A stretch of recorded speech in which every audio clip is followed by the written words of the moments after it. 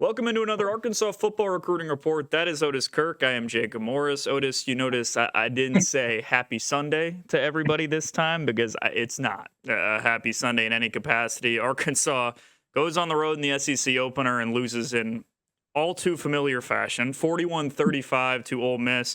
We will cover that big time coming up a little bit later in the show. But first, this is a recruiting show. We do have to talk recruiting. And Otis, as much as I would love to say we got bright and positive news there, not so much the case there either. So I'll just toss it over to you. A guy I know you know well, Bryce Gilmore, a Yeah. recruit All right. Arkansas really, really wanted, and a guy that just this week is not going to be a part of the upcoming class. Jacob, we had him on here, and not because we had him on here, but I mean, it just surprised Yeah. me. And I don't know, maybe I don't know exactly what happened. He's not talking, but Bryce was really thrilled about Arkansas when he visited and Mhm. stuff. And before that, he told me he was going to commit to Arkansas when he was here and stuff, and he did. Wait a week or two or three, whatever it was. But it was shortly after he visited. But he knew he was coming here. I don't know. Everybody assumes it was more money, and that may very, they'll saying is follow the money trail and you'll find the answer. So there may be something to that. I'm not saying that's not true at all. That's not what I'm saying. I'm just saying I don't know, and I'm not going to say that's it without knowing for a fact. But there's probably a strong possibility that's involved. It may not be the only factor, but I bet it's involved. But he did that when they were 2-0 and had an impressive win. So it wasn't that oh, they suck. I'm decommitting, so it wasn't that. So, and then, there hasn't been much football recruiting, but that will change in a little less than 2 weeks now when Notre Dame comes to town. Even with 11 a.m. kickoff, Jacob, there's going to be a lot of recruits at that game. I mean, that's a and, I, and Notre Dame's lost 2 games, and Arkansas lost last night. So, and who knows what will happen at Memphis? But so that may have lost a little bit of luster, but I don't know. It's Notre Dame. How many times Notre Dame come to Arkansas? Not very often in any sport. I'm not talking about just football. I mean, I'm talking about in any sport. So I don't think it's lost a whole lot of its appeal, but there will be recruits there, and we'll have plenty to talk about as far as that goes. I just want to let people know, not ignoring recruiting. It's just when they're on the road, they were on the road to Little Rock. You can't host recruits. You go to Ole Miss. You go to Memphis next week. That's 3 straight weekends, guys, without any recruits. So, it's not like if Bryce hadn't decommitted, there wouldn't have been any recruiting new, no new commitments, no new decommitments, and so I'd rather had no news than that news. But but you take what you get. But anyway, I'm not gonna lie, I was surprised with Bryce, but we'll see. That they do have 4 offensive linemen committed.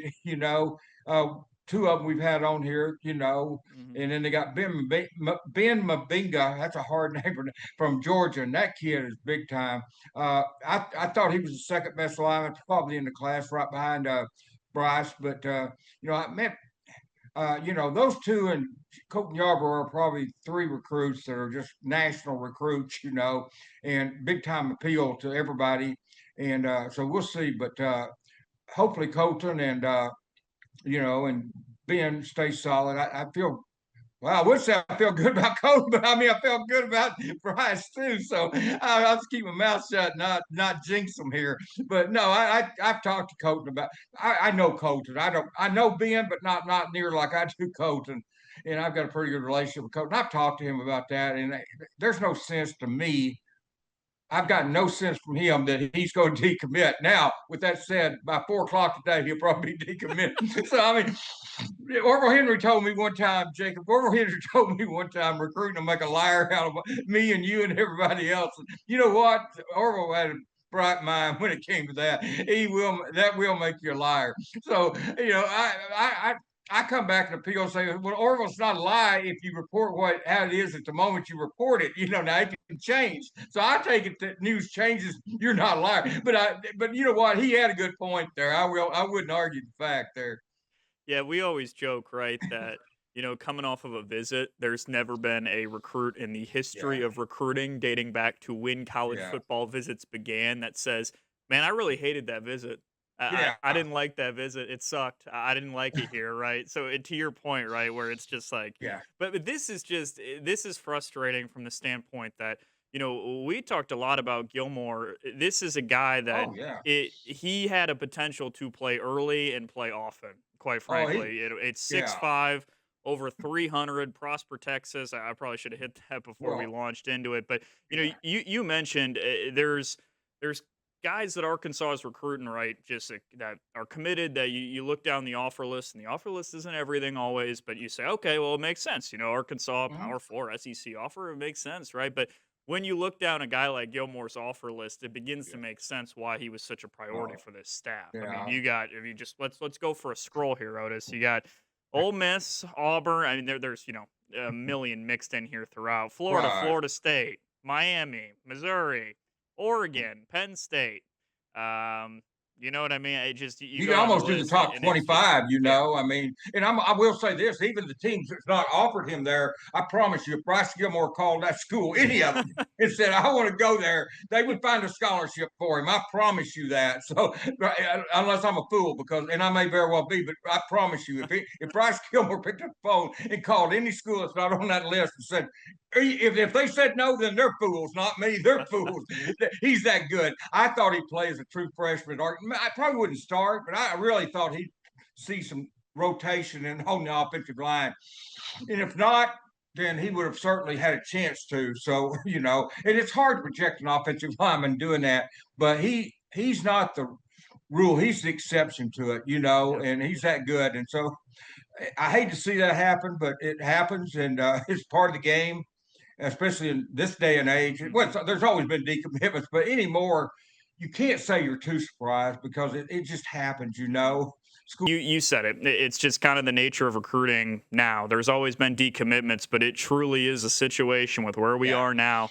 Until a not kid like is now. signed, you Yeah. just don't know. And this is the latest example of that. And then, of course, they can Well, just leave after their freshman anyway. So, yeah, you whatever. don't know. I mean, you just don't know it. They have always been decommitments, but it's just different now because man, it's more than just I love the school or I want to represent my state. That's not the case anymore. I mean, I'm not saying it doesn't happen. Some we know it does, but I'm just saying as a rule, man, anything can happen in recruiting nowadays. That's why it's called the Wild Wild West for a reason. And anybody says that's not lying. I mean, it is. It's the Wild Wild West, and the big O Orville Henry, and he's true about it. It'll make a liar out of all of us. But you just got to report how it is at the time. And if it changes, it changes. And I think everybody with a brain knows that recruiting can change in a heartbeat, man. I mean, if you'd have talked to me the other morning about Bryce Gilmore, I'd said, oh, he's probably one of the solid commitments. And that afternoon, he decommitted. Hmm. So anything can change, and I'm not in daily touch with these kids. I mean, I'm not going to do that to anybody. So, it happens. But as I've said 3 or 4 times already, no reason to repeat it, but I was surprised. Hmm. Hmm. Well, we will keep an eye on Gilmore's recruitment. It'll be interesting, quite frankly, to see where he ends up. But Yeah, we're going to hit a quick break. When we come back, I wish we could say we're going to greener pastures. No, we are going to Oxford, Mississippi to talk yeah. about whatever the heck that was yesterday. Quick break and a message from our sponsor. All right, back here on the Arkansas football recruiting report, and Otis, the Hogs are 2-1. Arkansas falls 41-35 to Ole Miss, and just a wild game, quite frankly. Both teams didn't play a lick of defense in the first half, and then both teams started to play a tad bit of defense in the second half. Arkansas goes down 41-28. At that point, I was kind of like, all right, it's 2 and Yeah. 1, on to Memphis.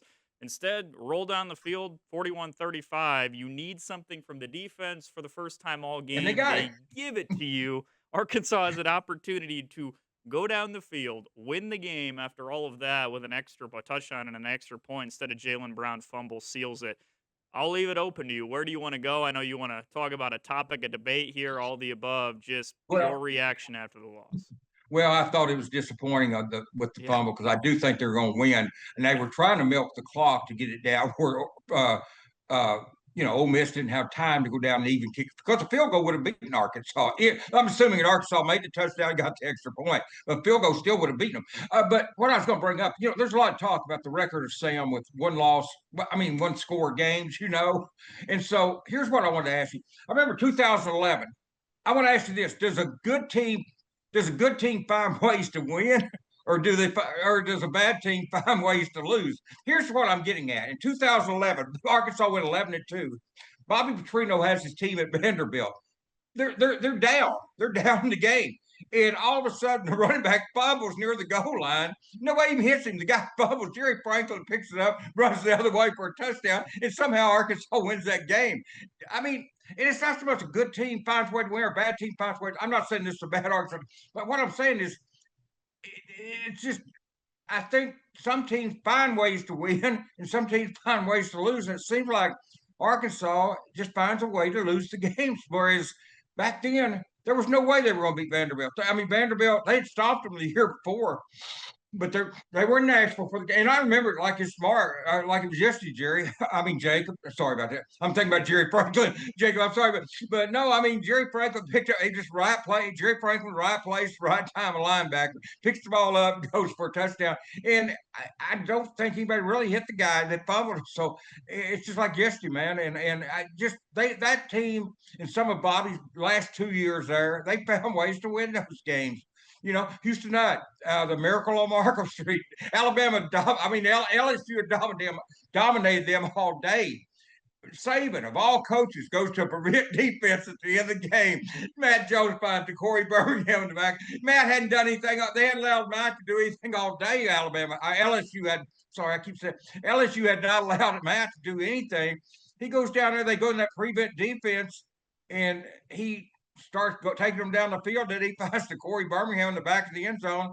And fans go from walking out of the stadium. And this is a true story. I'm going from the press box through the stands down to the field. And fans are leaving, saying, I'm never coming back another game till Houston Nutt's gone. Then, about the time DeCorey catches that pass, they turn from cussing Houston to cheering, and going crazy, trying to get back to their seat. Nearly knocked me down, trying to get back to their seat and jumping up and down, cheering. So, yeah, it's a game of momentum. But it seems like back then, teams found a way to win, whereas now, I mean, we can talk about that fumble, and that's true. And then the defense didn't show, and that didn't help. You get beat with 6 points, you missed 2 field goals, Jacob. Yeah. But what's your thought on that? Some teams find a way to win, some find a way to lose, and it's not a one-time deal. I mean, I pointed out Vanderbilt and Ole Miss. I mean, Vanderbilt and LSU. I'm sorry, but I don't. It's not a one-time deal. Look at Sam's record against one-loss teams. I mean, one-score games, and it's not good, man. And you got to win. So if you win, people say, well, I saw a post on Twitter or X saying that all those games, they were the underdog. Well, but if you win some of those games, you won't be the underdog. Should Arkansas really be an underdog against Missouri? They're not in baseball. They're not in basketball. So why should they be an underdog in football? There's a reason they're an underdog. And it's not because I think Missouri has a better program or should have a better program. Anyway, take it away, man. No, I think there's two. I think there's two kind of points there. I think that it to your point, what you said earlier, football is a collection of plays. So it just is it's so easy to point to the final possession, and Oh, yeah.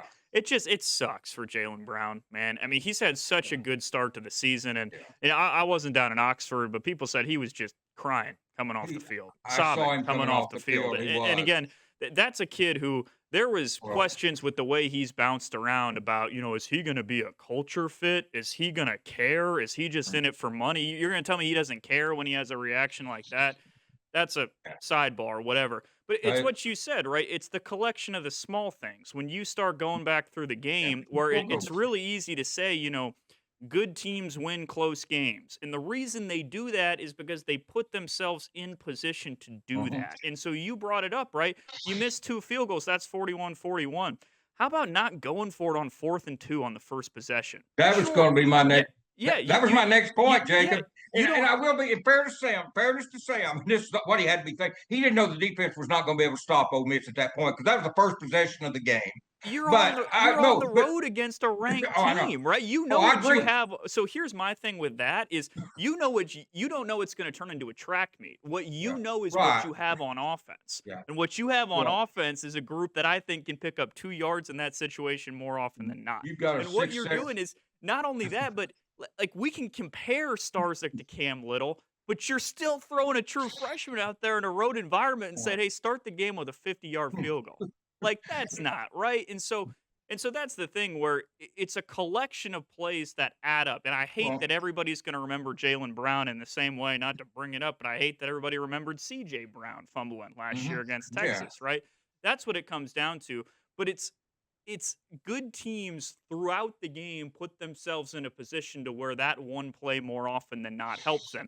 The other thing too, and I'm not going to sit here and say this affects the team or whatever. It might. We can't say that. But right. somebody calculated the one score record since 2012. Did you see this? I mean, it is so No. Sam Pittman's now 7-18 in one score games. Chad Morris 1-8, Brett 8-15, and John L. Smith 1-3. That means since 2012, the Hogs are 17-44 in games decided by one score. So at that point, what it starts to do, I was talking with Mike Irwin about this before we hopped on Yeah, here, is you just begin to have a feeling. You're watching them go down the field and you're like, what the hell is going to go wrong? Because yeah. something is going to go wrong. And I'm not going to say that that affects the team. Maybe it does or maybe it doesn't. But at that point, it's a program type of thing. And that's to your point about finding a way to win those games. 17-44, First, 61 one possession games, and they've won 17 in the last 13 years. As I'm a not fan, surprised. when that's happening, you're saying, what's going to go? I've seen this movie 43 times before, and last night was number 44. Yeah, I looked at John. He was sitting here watching the game with me, and I told him, I said, I hope they don't make a turnover here on this drive because you just feel it. You feel it coming. You do Yeah. it. I mean, and let me say this real quick. I wasn't offended Sam for going for because I'm when I saw the Bad. field goal kicker come out on fourth and Bad. two. I'm sitting there yelling. Why is he doing that? You've got Taylor Green 6'7". Let him run the ball. Just And run. Ole Yeah. Miss's defense wasn't playing any better than Arkansas's at that time. Yeah. They wasn't playing any better defense than Arkansas was. Well, I know it's the first drive of the game, but they had moved down the field at ease. And as you said, you're playing the 17th ranked team in the country. You're on the road. You're at third place. You shouldn't. I mean, a field goal's not going to beat Ole Miss. It's just not. No. And then a 50. I don't care if it's a freshman kicker, if it's Cam Little or who. It's a 51-yard field goal. It's not an automatic take. To me, it's a lot easier to make 4th and 2 than it is and if you don't make it, guess what? The ball will be marked about where you went for it. Guess Yeah. what? When you miss a field goal, guess what? It's marked right there too. So what are you gaining? Yeah. I mean, so that's what I'm saying. So I wasn't defending. But Sam, I agree with you 100%. You go for it there. But I'm just saying it was the first drive of the game, maybe. But you can't have that mentality though when when you're the underdog. Be You're the playing the aggressive. 17th ranked team in the country, and you know what Ole Miss can do. Man, Lane Kiffin's gonna put points up on anybody. He's going to, and now Arkansas defense didn't play worth a crap, for the most part. They did get the 3-and-out at the end of the game when they needed it. But on the other hand, we talked about Jalen Brown, we talked about Scott, but missing a field goal. But what if the defense had played like that earlier? So it's not all on Jalen folks. It's not all No. on the field goal kicker. What if the defense they got a 3-and-out there when they had to? What if they'd done that earlier? Or I even maybe mean, not a 3-and-out, but how about some of those 3rd and 10s that they'd stopped their play instead of giving up 50, 60-yard passes on those plays or runs? the Otis, the one that, and again, this is what I mean, right? Where it's a collection of plays. You Yeah. never should get to the point to where Jalen Brown's fumble ends the game. Like you talk about all of the different third and longs.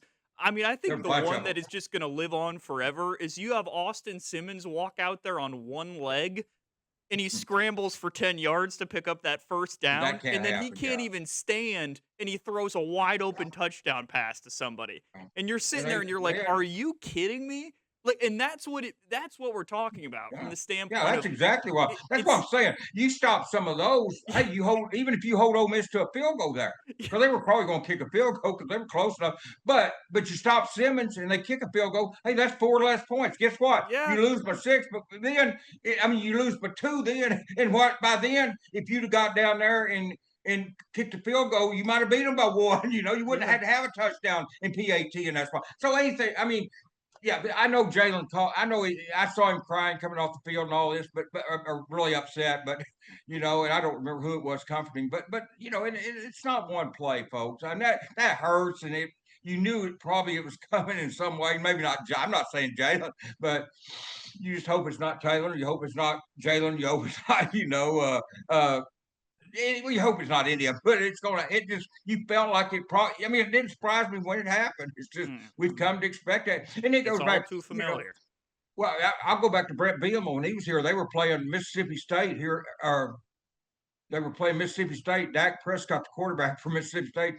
It was a week after they beat Ole Miss with the Hunter Henry Heave. They're playing Mississippi State here in the stadium. Brendan Allen had 7 touchdown passes, no sacks.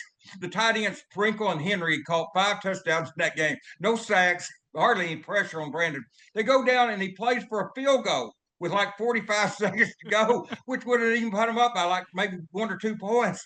And would you rather have Brandon Allen throwing to the end zone against to one of those tight ends or Drew Morgan, or have a kicker go out there with shaky blocking and shaky in a clutch? That was just a dumb decision on Brett's part, and they found a way to lose the game. And we can go down the list all those coaches. It's just like that's what's happening. Chad Morris. I mean, he did the same thing at Colorado State. I was up there, Jacob. We're at of course the place where Colorado State's at, and it's starting the fourth quarter, and they've run all over Colorado State, but the Colorado State just scored a long touchdown or drive for a touchdown. The defense was winded, and the atmosphere. I mean, it's up in the mountains there. It's hard to breathe. Mm. And starting the fourth quarter, he punted, and they did Colorado State back up within the 5 or 10 yard line, but they drove the length of the field. And I said at the time in the press box when they punted, I said, "This is a mistake." Two veteran reporters next to me said, "No, no, no, no." And then when they buried them inside the 5, they said, "See what I mean?" I said, "Just Mm-hmm. wait, just wait." And sure enough, they went all the way down the field. You could see the defense was spent, Jacob, because they Yeah. had that touchdown. And the touchdown Arkansas scored in the second half was a shovel pass to the guy coming around, receiver. I don't remember who it was, but he went for a touchdown. So it was a real quick score. And then they've been going 3 and out. The defense was spent, and you could see that. And it was like 4th and inches at the midfield. You could just see, and you had running backs that were just running all over Colorado State. You had a quarterback, Cole Kelly, but I like not as good a runner as Taylor, but a big kid. It's a fall for that, and Chad punted, and the rest was history. They lost that game, and they shouldn't have. I can go back and name a lot of those games you Yeah. mentioned, Yeah. where Brett and Mississippi State, Chad, Colorado State, and we could do a 2 hour show on that. I know Mike Irwin could join in, but we could do a 2 or 3 He's hour right show over on those there. games. We could pull him in. Yeah. And honestly, and we're running out of time here, but I just feel for the offense, man. I feel for Talon because, and I think from a fan's perspective, that's got to be the just overwhelmingly frustrating thing is that wasn't a mirage. That's an elite offense. And you just kind of Yeah, feel like, what a damn waste. You know what I yeah. mean? Because it's like Well, Talon goes out there and he accounts for 425 total yards, 2 touchdowns. And I know he had a couple that could have been, but he doesn't throw the picks that we're used to right, seeing. but they And then weren't. the offensive line gives up 0 sacks and 2 tackles for loss, and you put up 35 points on the road and you lose the game. Well, And it get just this. it's there you can talk about all this and it just is it's the defense was unacceptable. That's what it You was. had The defense was 28 at unacceptable. halftime. They had Yeah. 28 at halftime, Yeah. Jacob. Then you 24 in the trailing. second quarter. 28 and trailing at Yeah. halftime. The number 17 team at home on the road on their field. You scored 28 points in the first half.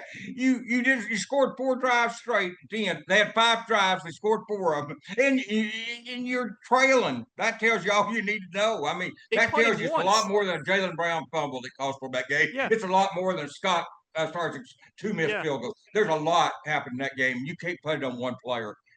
They can't. As Sam said, you can't drop the ball there. But No. you got to look at a lot more than one play. If you're just looking at that one fumble or those 2 missed field goals, you're really missing the point because the defense they got the 3 and out at the end, but they could have done if they'd have done that earlier. Arkansas would have been in a different situation. It wouldn't have been in that situation. No. No. It just it's Otis, it's a collection of plays. And too often, it's a collection of plays that results in a 1 possession loss. But that's all the time we have on this week's Arkansas Football Recruiting Report. That is Otis Kirk. I am Jacob Morris. We will be back to talk to you next week, hopefully after a different result against Yeah, Memphis. hopefully.